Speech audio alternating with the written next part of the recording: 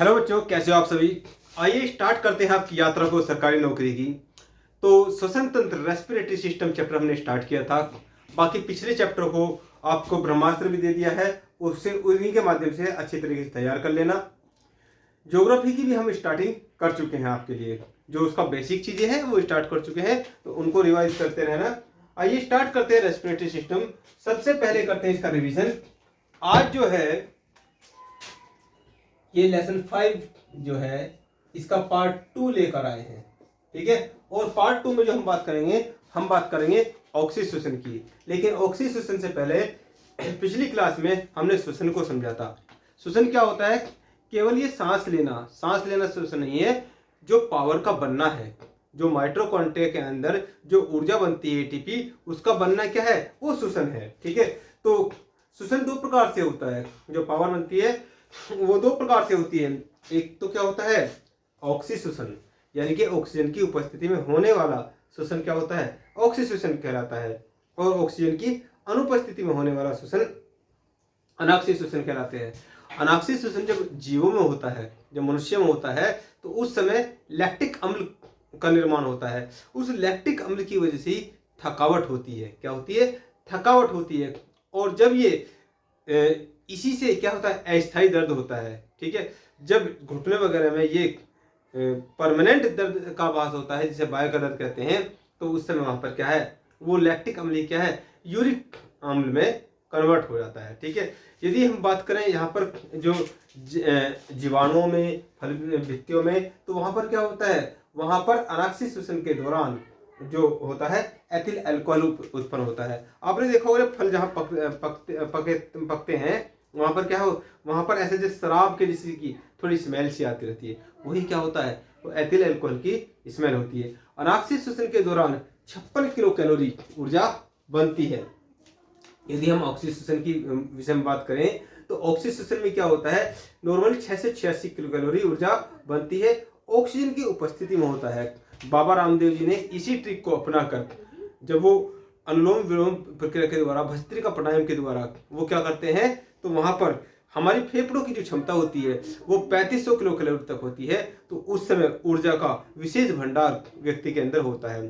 तो इसी ट्रिक का यूज कर लेकिन ये ट्रिक जो है, भाई जो ट्रक होते हैं, इस ट्रक के पहियों के बीच में जो रबड़ होती है, उसके अंदर क्या है? वो हवा भरने की वजह से ये उसमें इतना कुंटलों वजन वो क्या है? एक जगह से दूसरे स्थान पर लेके चला जाता है। कई बार आपने ऐसे भी देखा होगा कि एक व्यक्ति ने अपने ऊपर ट्रक का पहिया उतरवा लिया, तो क्या है? फेफड़ों में उसने हवा भर ली।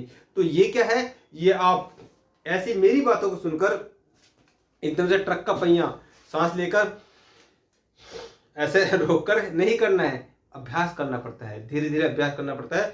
रामदेव जी ने बहुत अभ्यास किया है और करोड़ों व्यक्तियों को उन्होंने अभ्यास कराया है, इंटरनेट के माध्यम से और अपनी खुद की क्लासों के माध्यम से, ठीक है। उनका काफी अनुभव है, बहुत उनके शिष्य हैं जो अब गुरुओं के रूप में शिक्षा दे रहे हैं। तो ठीक है, इसको धीरे धीरे अभ्यास करना है यदि आपको इस विधि को सीखना है। किसी एक्सपर्ट शिक्षक के दिशा निर्देशन में इसको सीखना है। तो यहाँ पर लेसन 5 में आपका ये रिवीजन हो गया। अब पार्ट 2 में जो लेकर आए हैं, ऑक्सीश्वसन लेकर आए हैं, जिसका कुछ पार्ट हमने करा दिया था। ऑक्सीश्वसन यानी कि ऐसा श्वसन जो ऑक्सीजन की उपस्थिति में होता है, क्या कहलाता है? ऑक्सीश्वसन कहलाता है। अब जो ऑक्सीश्वसन होगा, ये तो क्लियर हो गया आपको कि इससे पावर बनेगी। तो ये ऑक्सीश्वसन जो ऑक्सीश्वसन है ये दो प्रकार से होगा। जो ऑक्सीश्वसन है वो दो प्रकार से होगा। एक तो क्या होगा? एक तो जैसे यहां पर क्या होता है, जो ये नोस्ट्रल कैविटी है, तो यहां से इस प्रकार से चलेगा और यहां पर ये लंग्स के पास, ये क्या है? लंग्स के पास यहां पर क्या है? ये हवा आ जाएगी और ये हवा जब ये ब्लड में मिल जाएगी, तो यहां पर ये क्या है? ये O2 जो यहां से चलेगा और ये माइटोकॉन्ड्रिया में ये कहां? सेल में पहुंचेगा। तो सेल कहां है? सेल के अंदर क्या है? माइटोकॉन्ड्रिया है। तो इसी में तो पावर बनती है। इसी में O2 पहुंचेगा और इसी में यहाँ क्या है, यहाँ पर ये C6H12O6 पहुंचेगा और इसका ये जब यहाँ कोशिका के अंदर पहुंचेगा तो इससे क्या बनेगा, ATP बनेगा, एडिनो ट्राई फास्फेट बनेगा। तो इसके विषय में चर्चा करेंगे और विहंगम दृष्टि से। तो पहले शुरुआत कर लेते हैं। जो ऑक्सी श्वसन है वो दो प्रकार से होगा। एक तो क्या होगा, बाह्य श्वसन, एक होगा बाह्य श्वसन और एक होगा अंतः श्वसन। अंतः श्वसन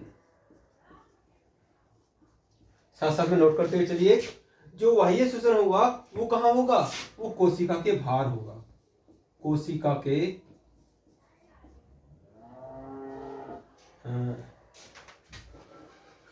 कोशिका में कर लो,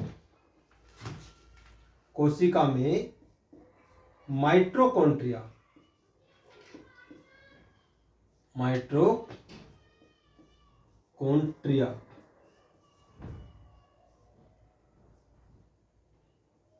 के बाहर।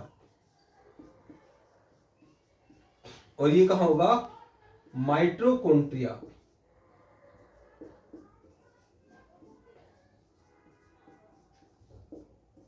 अब जिस बच्चे को माइटोकॉन्ड्रिया का नहीं पता है तो इसका मतलब क्या है, इसका मतलब उसने पहला चैप्टर भी रिवाइज नहीं किया है। माइटोकॉन्ड्रिया के अंदर,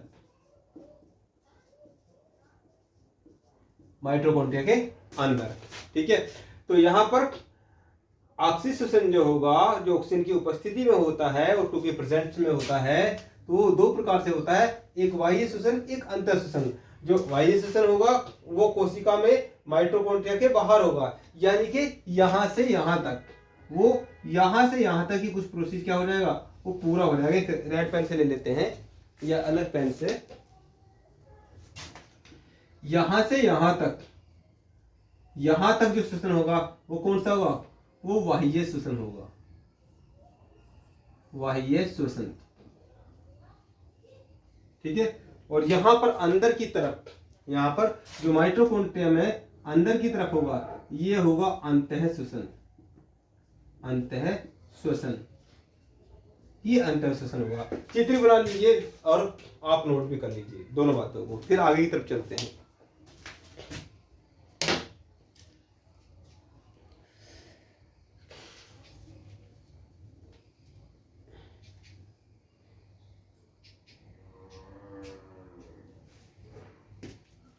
जल्दी से बना लीजिए, फिर आगे की तरफ चलते हैं, अंदर की तरफ चलते हैं।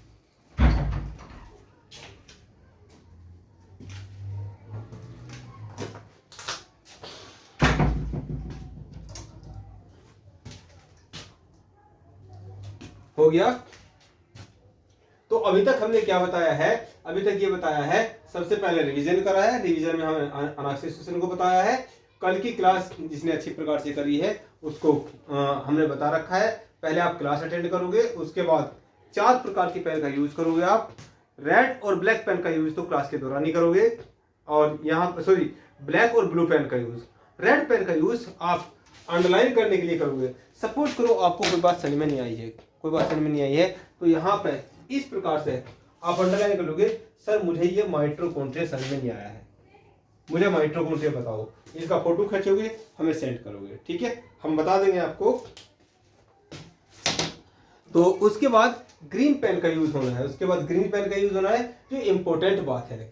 जैसे कि यहाँ हम देख पा रहे हैं, यहाँ पर देख पा रहे हैं कि ऑक्सीजन क्या है, यानी कि ऑक्सीजन की प्रेजेंस में। तो ये बात क्या हुई, यानी कि ऐसा श्वसन जो ऑक्सीजन की प्रेजेंस में हो रहा है वो ऑक्सी श्वसन है, ठीक है। तो ये दो प्रकार से होगा, बाह्य श्वसन और अंतः श्वसन। बाह्य श्वसन कोशिका में माइटोकॉन्ड्रिया के बाहर होगा, ये कोशिका है, ठीक है। अब कोशिका में यहाँ पर बाहर की तरफ जो हो रहा है बाह्य श्वसन हो रहा है, अंदर की तरफ जो एटीपी का निर्माण होगा वो क्या है, अंतः श्वसन है। कैसे होगा उसके विषय में आगे चर्चा करेंगे, उसके विषय में आगे चर्चा करेंगे। तो अगला पॉइंट लिखिए इसमें। अब यहाँ पर इस पूरे चैप्टर में आपको एक ग्राफ को समझना है। इस रेस्पिरेटरी सिस्टम चैप्टर में इस ऑक्सीजन को समझने से पहले आपको एक ग्राफ को समझना है, इसको नोट करते हुए चलेंगे।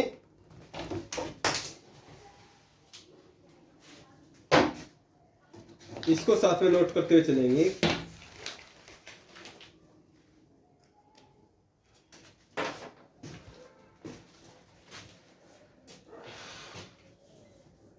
नोट करके लिख लेंगे इसमें NOTE, नोट।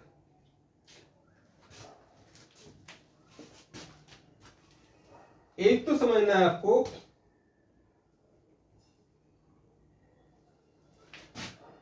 बाह्य श्वसन, एक्सटर्नल बोलते हैं, EXTRENAL, एक्सटर्नल, ठीक है। और एक समझना है आपको इंटरनल। एक एक्सटर्नल को समझना है, एक इंटरनल को समझना है। जो एक्सटर्नल है वो क्या होता है, वो ब्रीदिंग होता है, BREATHING। दोनों भाषाओं में बात करेंगे, इसको बोलते हैं श्वासोच्छ्वास। ऐसा नहीं कि हिंदी आसान है, स्व सो चे छे श्वासोच्छ्वास बोलते हैं, ठीक है। ब्रीदिंग इनके सांस लेना, ठीक है। अब इसमें क्या होता है, इसमें दो चीज होती है। एक होता है इंस्पिरेशन, इंस्पिरेशन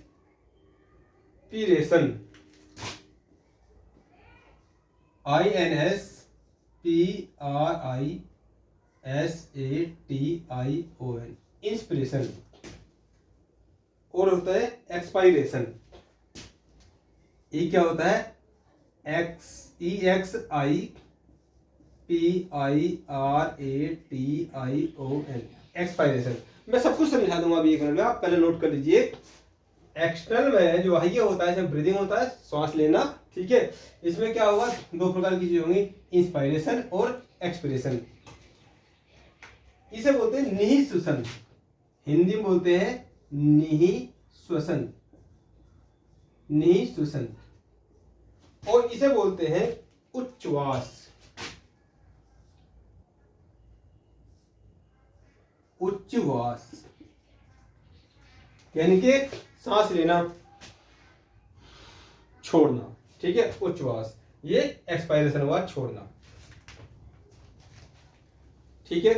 तो एक तो इस चीज को समझना है आपको, एक तो इस चीज को समझना है, दूसरा समझना है यहां पर ये एक्सटर्नल में ही जो एक्सटर्नल होता है, ब्रीदिंग हो गया, इसमें ही दूसरा पॉइंट, एक ब्रीदिंग हो गया, इसमें ही दूसरा पॉइंट होगा गैसों का विनिमय, गैसों का विनिमय। ये विनिमय क्या होता है, ठीक है, गैसों का विनिमय, ये इसको बोलते हैं एक्सचेंजिंग, EXCHAING, ऑफ गैस। अब देखो यहां पर कुछ बातें समझ में आती हैं हिंदी में, कुछ बातें समझ में नहीं आती हैं। समझो, जो बाह्य श्वसन है, जो बाह्य श्वसन है उसमें क्या है, ब्रीदिंग को समझना है, सांस के लेन देन को समझना है, ऐसे ले रहे हैं और फिर छोड़ रहे हैं, ये हुआ इंस्पिरेशन और एक्सप्रेशन। अब गैसों के विनिमय को समझना है, यानी कि गैसों के लेन देन। कौन सी गैस के लेन देन, भाई आप अंदर क्या है, अंदर ऑक्सीजन ले रहे हो तो अंदर से कार्बन डाइऑक्साइड को छोड़ रहे हो, तो कुछ गैसें ले रहे हो, कुछ गैसें अंदर से छोड़ रहे हो, उसे क्या बोलेंगे, गैसों का विनिमय, ठीक है। और साथ ही साथ में इसमें तीसरा पॉइंट और समझना है, गैसों का परिवहन, गैसों का परिवहन। कैसे समझोगे, ये सब किसमें समझना है आपको, ये सब आपको ऑक्सीजन में समझना है, ठीक है। कैसे समझोगे अभी बताऊंगा आपको। अगला पॉइंट समझना है आपको, यहां पर इंटरनल में दो चीज समझनी है, यहां पर दो चीज समझनी है। एक ग्लाइकोलिसिस,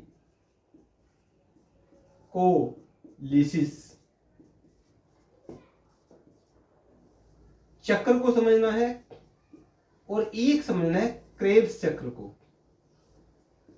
क्रेब्स चक्र को, किसको?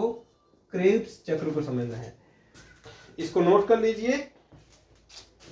यानी कि आपको जो ऑक्सीजन श्वसन है, ऑक्सीजन की उपस्थिति में होने वाले श्वसन को समझने के लिए आपको ये बात समझनी होगी कि एक्सटर्नल श्वसन क्या है और इंटरनल श्वसन क्या है। यानी कि माइटोकॉन्ड्रिया के अंदर होने वाला श्वसन और माइटोकॉन्ड्रिया के बाहर होने वाला श्वसन।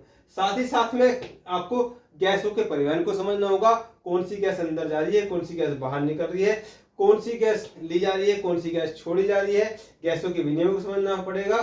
तो इस सब प्रोसेस को समझने के लिए, ये नोट हो गया आपका, इस सब प्रोसेस को समझने के लिए आपको एक ये बात रही और दूसरी बात आपको बता रहे हैं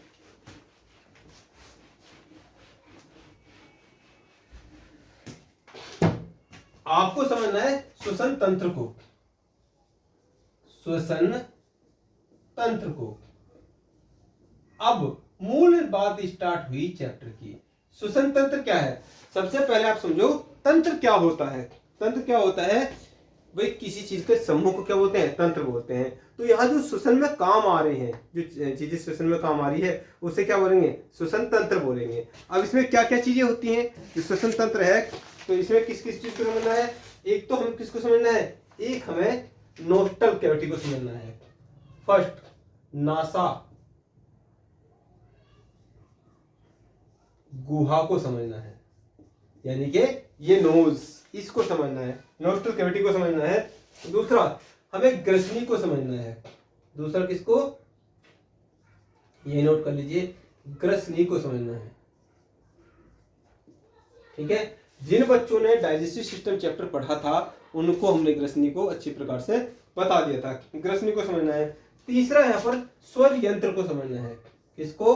स्वर यंत्र को समझना है। स्वर यंत्र, ठीक है, ये जहां से ये आवाज निकल रही है, इसको समझना है। और साथ साथ में श्वास नली को समझना है। इसको श्वास नली। चौथा पॉइंट क्या है? श्वास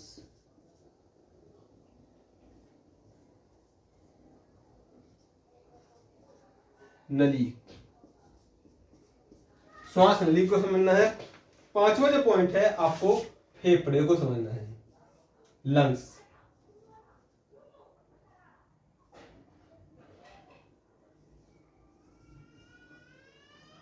फेफड़ा,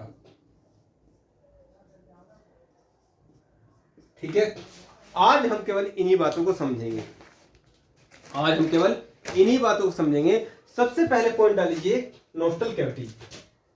सबसे पहले फर्स्ट पॉइंट जो है वो नोस्टल कैविटी, नासा गुहा को समझेंगे। तो ये क्या होता है? जो वायु अंदर जाती है, तो वायु सबसे पहले इस नाक से ही तो अंदर जाती है। तो इसमें लिख लीजिए, यह है दो भागों में, यह है दो भागों में बटा होता है।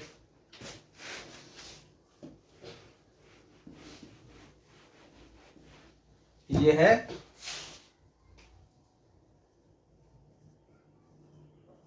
दो भागों में बटा होता है।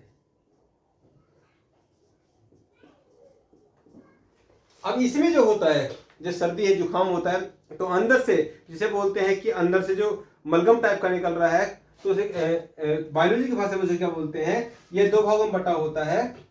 इसमें वायु के घर्षण, जब वायु अंदर जाती है तो वायु के घर्षण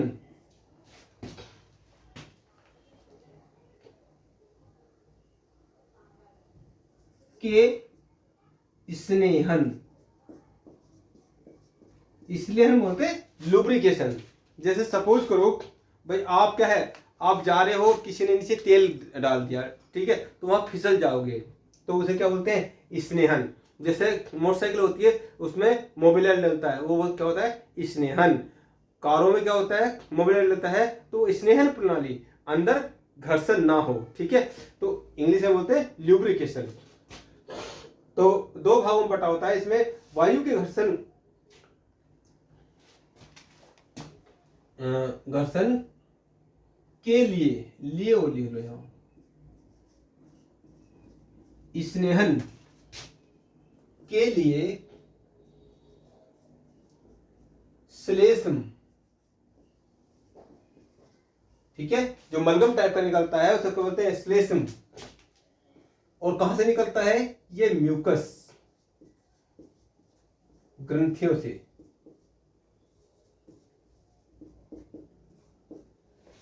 श्लेष्म म्यूकस ग्रंथियों से स्रावित होता है।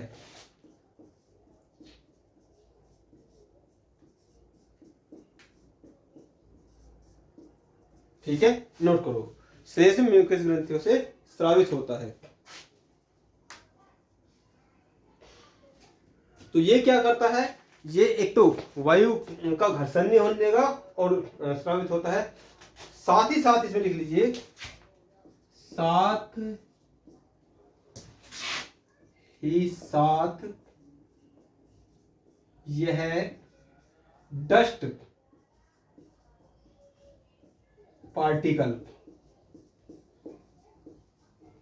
पार्टिकल को अंदर जाने से भी रोकता है। ये हुई नोस्टल कैविटी से संबंधित बातें, ठीक है। और लिखना चाहो तो लिख लो, ऐसे लिखने की वाली बात नहीं है। ये पेयर में होता है, यह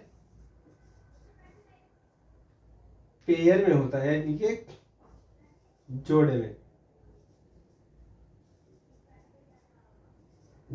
में होता है, ठीक है। ये बात रही नोस्टल कैविटी से संबंधित बात। अब इसको क्या है, ये श्वसन तंत्र का एक पार्ट है। जब ये हवा अंदर जाएगी तो सबसे पहले इसी से जाएगी, नासा गुहा से जाएगी। तो ये पहला पॉइंट रहा। अब अगला पॉइंट लिखिए इसमें, ग्रसनी के विषय में हमने बताया था कि जो ये यहाँ मुंह होता है ये बक्कल कैविटी बोलते हैं। तो buccal cavity is not a part of श्वसन तंत्र, रेस्पिरेटरी सिस्टम चैप्टर का ये भाग नहीं है। लेकिन बक्कल कैविटी से क्या होता है, भोजन अंदर जाता है। तो भोजन जब ऊपर नाक में से बाहर ना आ जाए तो वहां पर अगला पॉइंट लिख लीजिए, सेकंड, ग्रसनी। लोकेशन बता देते हैं। जो ग्रसनी होती है ये मुंह है और ये नाक है। तो यहां पर जो ये इस प्रकार से जो ये श्वास नली होती है, तो यहां पर जो भाग है, मुझे मार्कर लेना पड़ेगा इसमें अलग प्रकार का, 2 मार्कर की आवश्यकता पड़ेगी। तो ये वाला पार्ट जो है ये ग्रसनी कहलाता है, ठीक है। और इस ग्रसनी में एक वाल्व होता है, इस वाल्व को क्या बोलते हैं, ब्लू कलर का बना है, एपीग्लैटिस,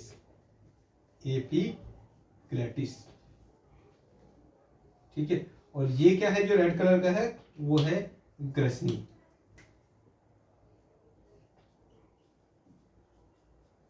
अब इसी चीज को लिखना चाहो तो लिख लो, वैसे हमने जो आपको डाइजेस्टिव सिस्टम चैप्टर पढ़ाया था तो उसमें हमने आपको ये लिखवा दिया है,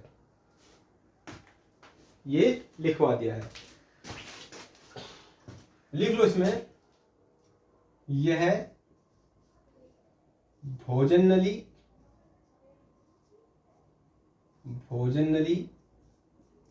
व श्वास नली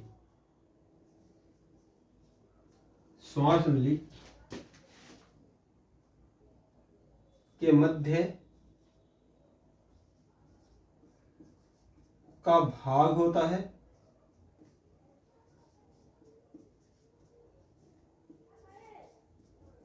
इसमें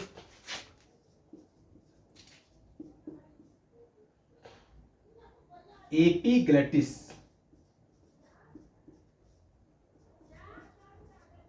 इसमें एपिग्लेटिस नाम का एक वाल्व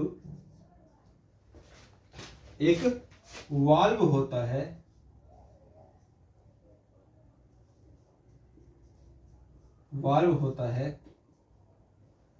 जो कि भोजन करते समय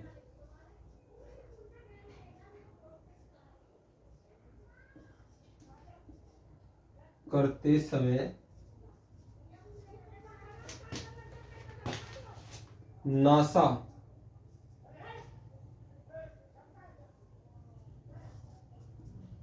मार्ग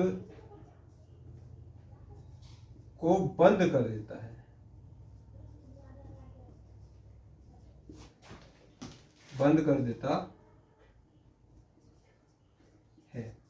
डायरेक्ट क्वेश्चन आया हुआ है कि जो ग्रसनी होती है, ग्रसनी के अंदर क्या होता है, या ग्रसनी की लोकेशन कहाँ होती है, तो जो ये नासा मार्ग है और ये जो बक्कल कैविटी है, दोनों के बीच में क्या होता है, ये ग्रसनी होती है। ठीक है, दिस इज पार्ट ऑफ ये जो वायु होगी, तो वायु सबसे पहले नोस्ट्रल कैविटी में जाएगी, उसके बाद वो ग्रसनी में जाएगी। ठीक है, नोट कर लिया हो तो फिर आगे की तरफ हम चलते हैं, जल्दी से नोट करो।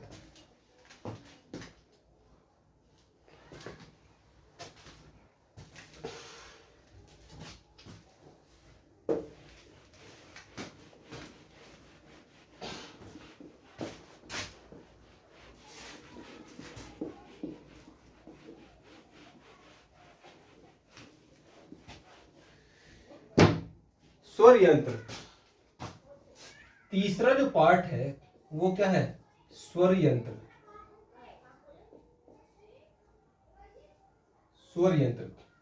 कुछ इस प्रकार का होता है जैसे बांसुरी होती है, ये जो हमारा ये है ना, ये जो एडम्स बोलते हैं इसको, जो टैटवा होता है इसको एडम्स बोलते हैं। तो इससे ऊपर इस प्रकार की हड्डी होती है जिससे बांसुरी होता है, तो वहां से जैसे आप बांसुरी में फूंक मारेंगे तो आवाज आएगी, इसी प्रकार से यहां पर भी संरचना होती है।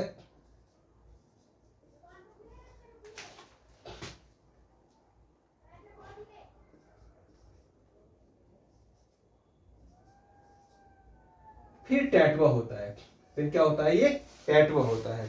तो स्वर यंत्र बना लीजिए और फिर इसके बारे में लिख लीजिए।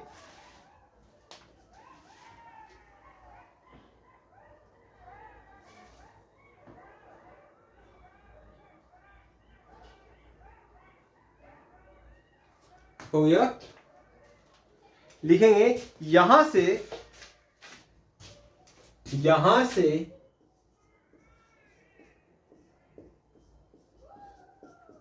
स्वर,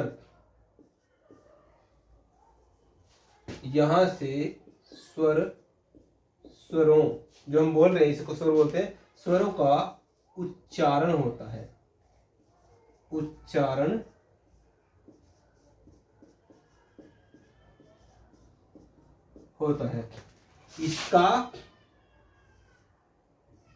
इसका अगला भाग टैटवा होता है। ठीक है, इसका अगला भाग टैटवा होता है। तो इस प्रकार से ये वायु अंदर जाती है। अब कैसे ऑक्सीजन से अलग होती है वो आगे समझेंगे। चौथा पॉइंट, ये ग्रसनी हुआ, ये हुआ ग्रास नली।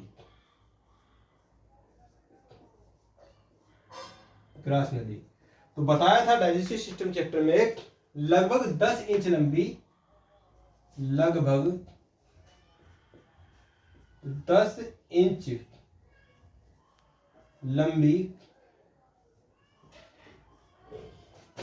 नलिका होती है।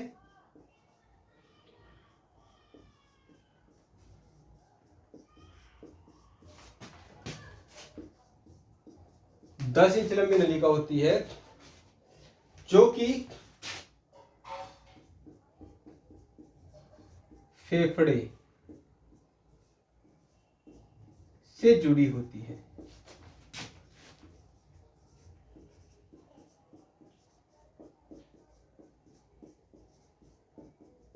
जो कि फेफड़े से जुड़ी होती है।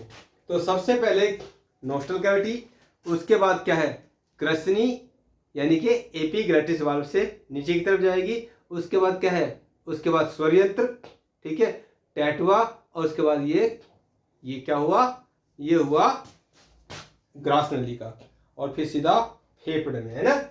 अगला पॉइंट, लास्ट पॉइंट आया बहुत महत्वपूर्ण, फेफड़ा यानी कि लंग्स।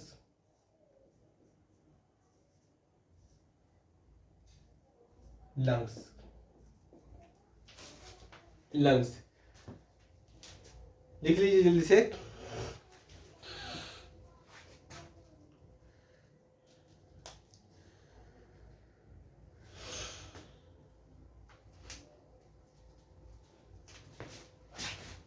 तो लंग्स क्या होते हैं, लंग्स पेयर में होते हैं। जो लंग्स होते हैं लंग्स पेयर में होते हैं, वो एक जोड़ी क्या होते हैं, लंग्स होते हैं। कुछ इस प्रकार से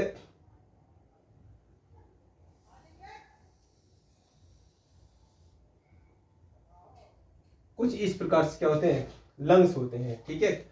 इसके अंदर क्या होती है, इसके अंदर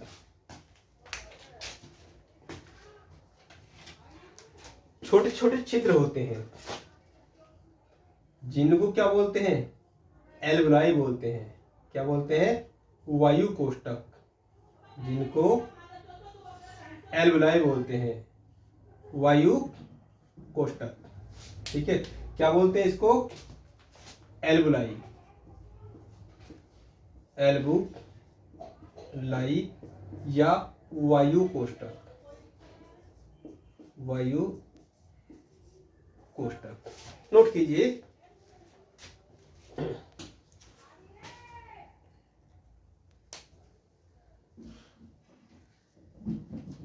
नोट कीजिए जल्दी से। फिर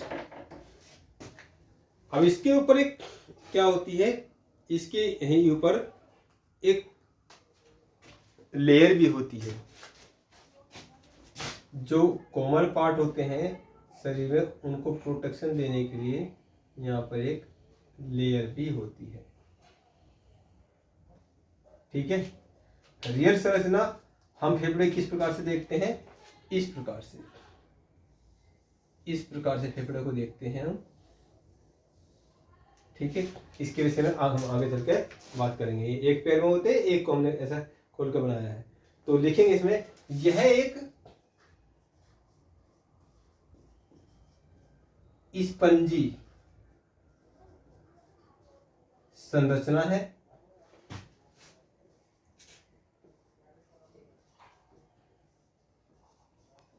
स्पंजी संरचना क्या ऐसा होता है, स्पंज क्या होता है कि जैसे सपोज करो सोखता होता है, उसे पानी के ऊपर डाल दोगे तो पानी को सोख लेगा। तो ये बाहर की वायु को क्या करता है, अंदर की तरफ सोखता है। किनके माध्यम से, एल्वुलाई के माध्यम से। यह एक स्पंजी संरचना होती है। इसका रंग गुलाबी, इसका रंग गुलाबी, इसका रंग गुलाबी। प्रोसेस को समझेंगे। पहले क्या है, पहले पूरे जो तंत्र हैं, जो जोन से अंग इसमें काम आ रहे हैं, पहले हम उनको समझ रहे हैं, फिर इनकी क्रियाविधि को भी समझेंगे, ठीक है। इसका रंग गुलाबी होता है। इसमें लगभग 300 मिलियन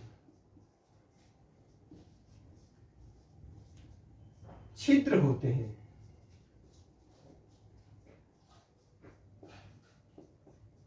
जो छिद्र है, जो एल्वुलाई है, जो वायु कोष्ठक है, कितने होते हैं, लगभग 300 मिलियन छिद्र होते हैं। कितने होते हैं, 300 मिलियन छिद्र पाए जाते हैं। 300 मिलियन छिद्र पाए जाते हैं। ये कौन, फेफड़ा, ये जोड़ी में होते हैं, जोड़ी में होते हैं।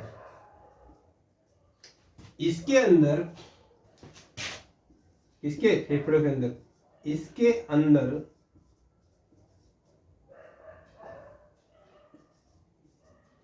क्रियात्मक, यानी कि जो क्रिया कर रही है, कौन कर रही है, एल्वोलाई है, इसके अंदर क्रियात्मक इकाई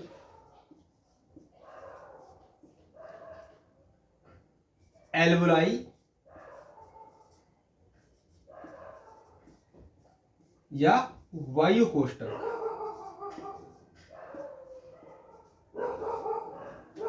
को कहा जाता है, को कहा जाता है। अच्छा, ये बात पहले भी आई है आपके पास, जो वायु कोष्ठक होते हैं, सॉरी, जो किसी चीज की क्रियात्मक इकाई, इसके विषय में पहले भी चर्चा हुई है। यदि हम पूछें जो डीएनए होता है, नोट करके लिख लीजिए, जो डीएनए होता है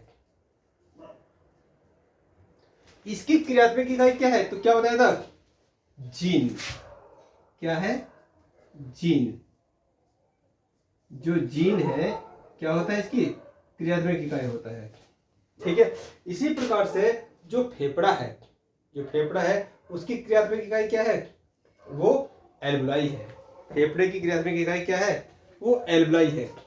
आगे चल के आप पढ़ोगे किसको, किडनी को। आगे चल के आप किडनी को पढ़ोगे। ये नोट नंबर 1 हुआ, ये नोट नंबर 2 हुआ, किडनी। तो किडनी की क्रियात्मक इकाई क्या है, नेफ्रॉन है, नेफ्रॉन है। ठीक है, कैसे काम करती है ये इसके चैप्टर में हम समझेंगे। तो यहां पर आज जो हमने बातें करी है, आज हमने स्वर यंत्र को समझा, सॉरी श्वसन तंत्र को समझा। श्वसन तंत्र में हमने कितनी चीजों को देखा, नोस्टल कैविटी, नोस्टल कैविटी के बाद हमने ग्रसनी को देखा, एपिग्लेटिस को देखा इसी के अंदर, और क्या है, स्वर यंत्र को देखा। तो 1, 2 और 3। ठीक है, उसके बाद हम ग्रास नली पे गए 4, और उसके बाद 5वां फेफड़ा। अब इसमें क्रिया क्या होती है, प्रोसेस क्या होता है, वो अगला स्टेप है। ठीक है, तो धीरे ये सब बातें हम क्यों कर रहे हैं, ये सब बातें हम इसलिए कर रहे हैं कि इन सब बातों से क्या है, हम ऑक्सीश्वसन को समझेंगे। ऑक्सीश्वसन इसी दौरान चलेगा, क्योंकि ऑक्सीश्वसन को समझने के लिए, ऑक्सीजन की उपस्थिति में होने वाले श्वसन को समझने के लिए 2 प्रकार से श्वसन को देखेंगे, एक बाह्य श्वसन, एक अंतःश्वसन। अंतःश्वसन कहाँ होगा, वो माइटोकॉन्ड्रिया के अंदर होगा। उसमें 2 बातों को देखना है, क्रेब्स चक्र और आपका ग्लाइकोलिसिस चक्र।